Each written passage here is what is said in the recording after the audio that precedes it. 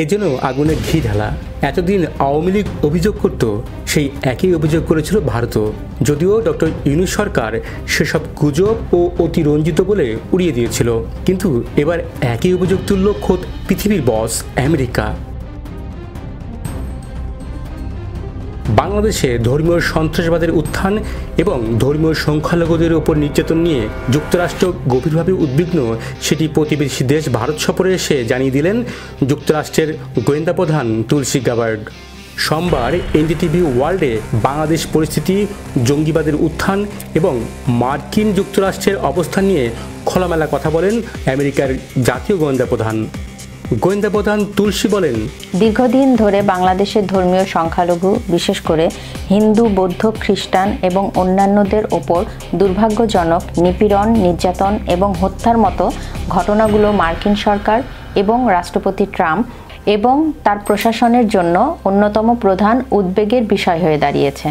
যুক্তরাষ্ট্রের গোয়েন্দা প্রধান আরও বলেন, বাংলাদেশের অন্তর্বর্তীকালীন সরকারের সঙ্গে যুক্তরাষ্ট্রের নতুন প্রশাসনের আলোচনা সবে শুরু হয়েছে, তবে আলোচনায় জঙ্গিবাদ উদ্বেগের কেন্দ্রে থাকবে।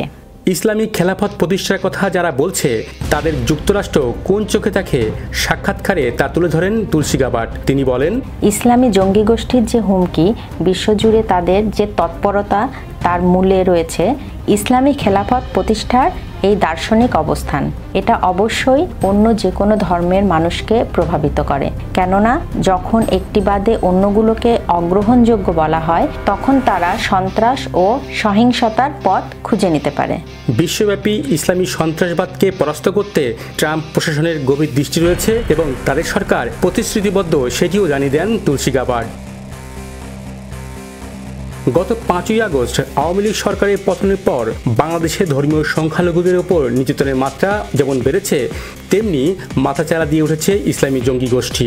দেশটিতে নিষিদ্ধ এমন সংগঠনও রীতিমতো ঘোষণা দিয়ে মাঠে নামছে, করছে মিছিল সমাবেশ।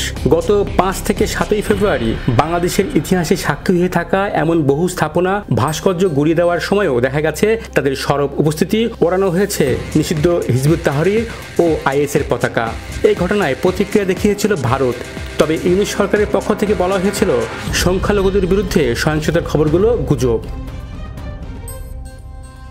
এই মার্চ মাসে শেখ হাসিনা দেশে ফিরবেন বলে দাবি করেছিলেন যুক্তরাষ্ট্র আওয়ামী লীগের সহসভাপতি ডক্টর রাব্বি আলম। ভারতের সংবাদ সংস্থা ANI-কে দেওয়া সাক্ষাৎকারে তিনি বলেন, শেখ হাসিনা প্রধানমন্ত্রী হিসেবেই ফিরে আসছেন, কিন্তু এই সংকট তরুণদের ভুল নয়, বরং তাদের বিরুদ্ধে ষড়যন্ত্র করা হয়েছে। মার্চ মাসে শেখ হাসিনা ফিরবেন এমন কথাবার্তার মধ্যে মার্কিন গোয়েন্দা প্রধানের এমন বক্তব্য ঘিরে দেশে নতুন করে উদ্বেগ, উৎকণ্ঠা সৃষ্টি হয়েছে।